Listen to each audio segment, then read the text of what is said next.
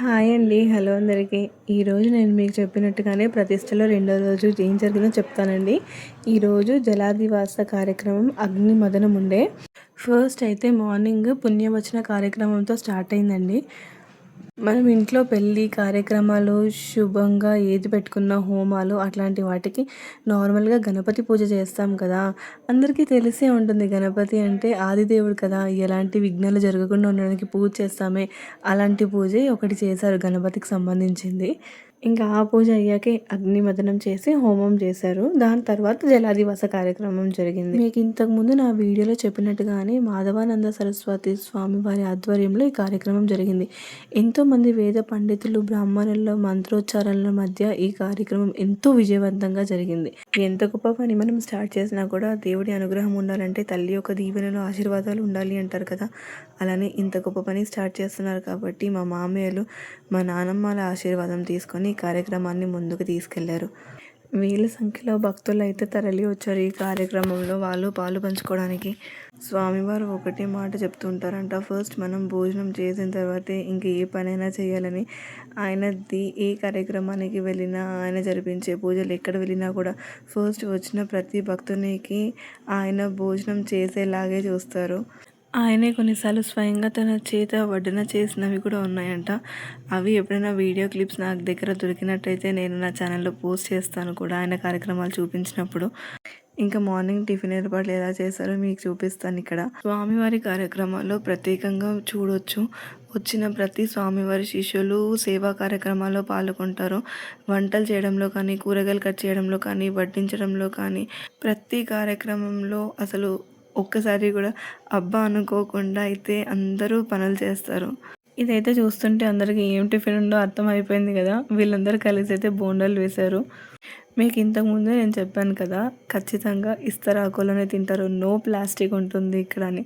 Tiffin అయినా సరే ఇస్తరాకులోనే తినాలి.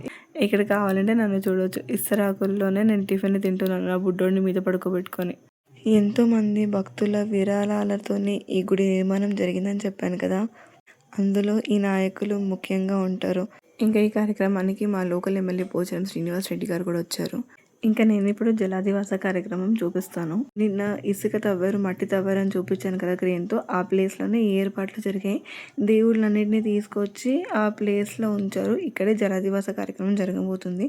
దీనికన్నా ముందు ఒక హోమం అయితే ఉంది. ఇంకా హోమం ప్రతిష్ట కొరకు మా అత్తలందరినీ స్వామివారు గోసి చీరలు కట్టుకోమన్నారు.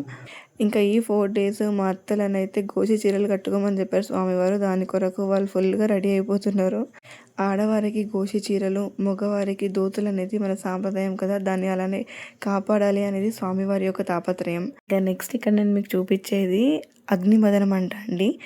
ఇది నాకు చాలా ఇంట్రెస్టింగ్గా అనిపించింది. యజ్ఞశాలలో అగ్ని వెలిగించడానికి, హోమం చేయడానికి అగ్ని ఇలా రాపిడితోనే తెప్పించి దాన్ని వాడతారంట. ఇలా 2 కట్టెలు తీసుకొని ఆ కట్టెల రాపిడికి అగ్నిని తెప్పిస్తారంట. అసలు ఇంకా టైం అనేది చెప్పలేము, అగ్ని ఎప్పుడు వస్తుంది అనేది. దేవుడి కృప ఎంత ఫాస్ట్గా ఉంటే అంత తొందరగా వస్తుందంట. అసలు నార్మల్గా మ్యాచ్ బాక్స్తోని అగ్ని వెలిగించడం కాకుండా ఇలా కట్టెలతోని చేయడం అనేది నాకు చాలా కొత్తగా అనిపించి, నేను పవిత్రంగా కూడా అగ్నిని తెస్తున్నారు కదా, ఇది ఇంట్రెస్టింగ్. అసలు ఇక్కడ చూడండి అగ్ని వచ్చేసింది. అసలు వచ్చిన భక్తులు కూడా దీన్ని చూడడానికి చాలా ఉత్సాహం చూపించారు. అగ్నిదేవుని అయితే ఆహ్వానించేశారు. ఇంకా నెక్స్ట్ హోమం.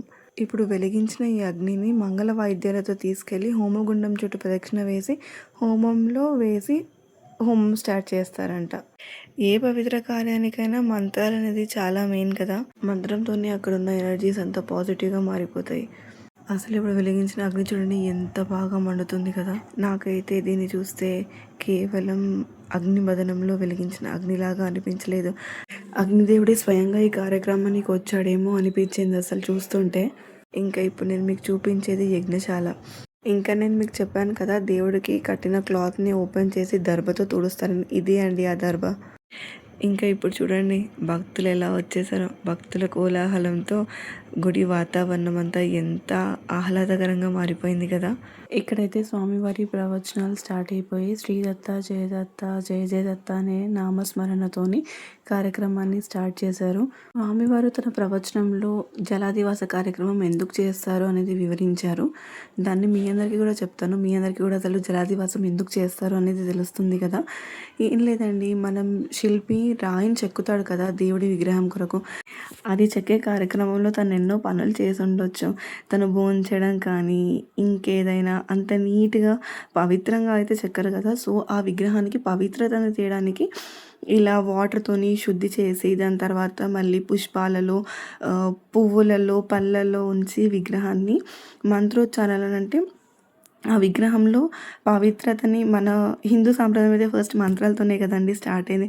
అలాగే మంత్రోచ్చారాల వల్ల దేవుడికి ఆ పవర్ అనేది మళ్ళీ తీసుకొస్తారు. ప్రాణప్రతిష్ఠ చేసినప్పుడు ఇంతకుముందు విగ్రహాల్లో ఎలాంటి పవర్ అయితే ఉందో అదే పవర్ని సేమ్ మళ్ళీ ఇప్పుడు కట్టే విగ్రహాలలో వేస్తున్నారు. నార్మల్గా ఇలా తీసేసిన టెంపుల్స్ కాకుండా కొత్త టెంపుల్స్లో అయినా కూడా ఇలానే మంత్రోచ్చారణల వల్ల దేవుళ్ళు ప్రాణ ప్రతిష్ఠ చేస్తారు, ప్రాణాన్ని పోస్తారు.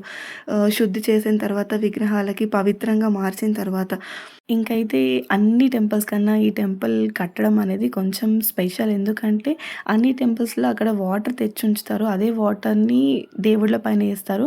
కానీ ఇలా కాదు, ఇక్కడ కొంచెం స్పెషాలిటీ ఏంటంటే అందరూ భక్తులు స్వయంగా మంజీరా నదికి వచ్చి వాటర్ తెచ్చుకుంటున్నారు.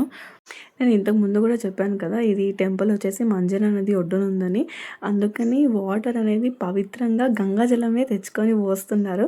ఇక్కడ ఇది కూడా ఒక స్పెషాలిటీ. నేను ఇందాక చెప్పింది అగ్ని ఎలా అయితే రాబడితో తెచ్చారు అగ్నిదేవుని మ్యాచ్ బాక్స్ కాకుండా, ఇక్కడ కూడా వాటర్ నార్మల్ రివర్ కాదండి. ఇక్కడైతే స్వయంగా పారే నదిలో నుంచి వాటర్ తెచ్చి పోస్తున్నారు.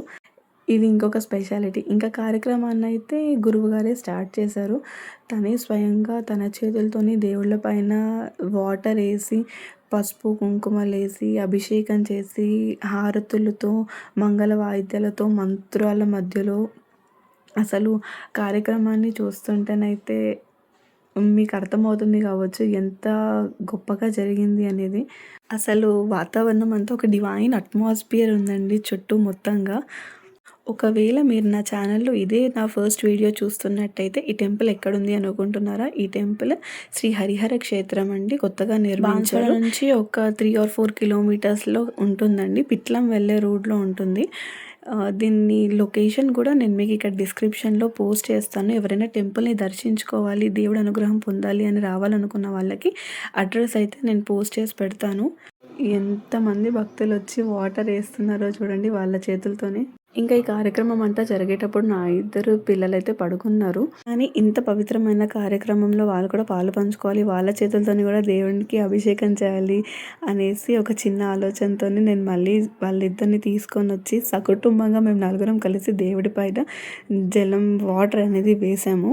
వాళ్ళు కూడా పెద్దగా అయిన తర్వాత ఫ్యూచర్లో ఒక మెమొరీ ఉంటుంది, ఈ టెంపుల్ ప్రతిష్టలో మేము కూడా పాల్పంచుకున్నామని.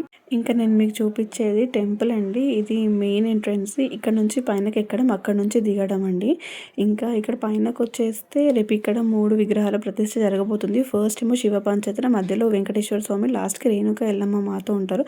ఇంకా చిన్న చిన్న కన్స్ట్రక్షన్ ఇంకా బ్యాలెన్స్ ఉంది జరుగుతోంది. ఇది చుట్టుపక్కల వ్యూ అండి. మంచి పొలాల మధ్యలో టెంపుల్ ఉంటుంది. వచ్చిన వారికి చూడదగిన ప్లేస్ కూడా. ఇంకా భజన కార్యక్రమాలు అయితే జరుగుతూనే ఉన్నాయి. ఇక్కడ చూడవచ్చు భజనలు అన్నీ చేస్తున్నారు. నేను మీకు ఇప్పుడు చూపించినవి యంత్రాలండి. యంత్ర స్థాపన కొరకు విగ్రహాల కింద ఈ పవిత్రమైన యంత్రాలే ఫస్ట్ ఉంటాయి. ఆ తర్వాత పైననే దేవుడు ఉంటాడంట. ఆ యంత్రాలకు కూడా ఇప్పుడు ప్రతిష్ఠించబోయే విగ్రహాలు పెట్టారు కదా వాటర్లో, అదే ప్లేస్లో ఆ యంత్రాల నుంచి ఆ యంత్రాలకు కూడా పూజ జరిపిస్తున్నారు. ఆ యంత్రాల పైన కూడా మళ్ళీ వాటర్ వేసి సేమ్ మార్నింగ్ ఏదైతే కార్యక్రమం జరిపించారో అలాంటిదే చేస్తున్నారు.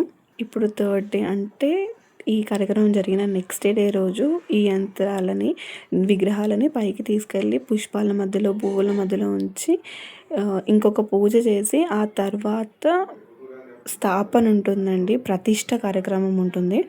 ఇంక ఇక్కడ చూడవచ్చు అందరు ఆడవాళ్ళు భక్తులు శిష్యులు నేను మీకు చెప్పినట్టుగా వంటల్లో వంటల తయారీలో ఉంటారని అన్నాను కదా, ఇక్కడ అదే జరుగుతోందండి. నెక్స్ట్ డేకి లడ్డూలు చేయడానికి అని చెప్పి అందరు ఆడవాళ్ళు కూర్చొని లడ్డూలు చేస్తున్నారు. దేవుడికి వచ్చిన భక్తులకి ఇవ్వడానికి చూడండి ఎన్ని లడ్డూలు చేశారో అసలు. ఇంకా నెక్స్ట్ డే కార్యక్రమం ఎలా జరిగింది అనేది నేను ఇంకొక వీడియో మళ్ళీ మీ అందరి కొరకు పోస్ట్ చేస్తానండి. కొంచెం వీడియోస్ అప్లోడ్ చేయడం నాకు లేట్ అవుతుంది. నా పర్సనల్ రీజన్స్ పిల్లల వల్ల నేను అప్లోడ్ చేయలేకపోతున్నాను. కానీ డెఫినెట్గా ఈసారి అయితే త్వరగానే అప్లోడ్ చేస్తాను ఇంకొక వీడియో. పుష్పార్చన ఎలా జరిగింది, ప్రతిష్ఠ ఎలా జరిగింది అనే వీడియోస్ కూడా పెడతాను. ఈ వీడియో అయితే మీకు నచ్చినట్లయితే లైక్ చేయండి, ఛానల్ కూడా సబ్స్క్రైబ్ చేసుకోండి, అస్సలు మర్చిపోవద్దు. ఎవరికన్నా ఈ గుడి గురించి చూపించాలనుకుంటే వాళ్ళకు కూడా షేర్ చేయండి.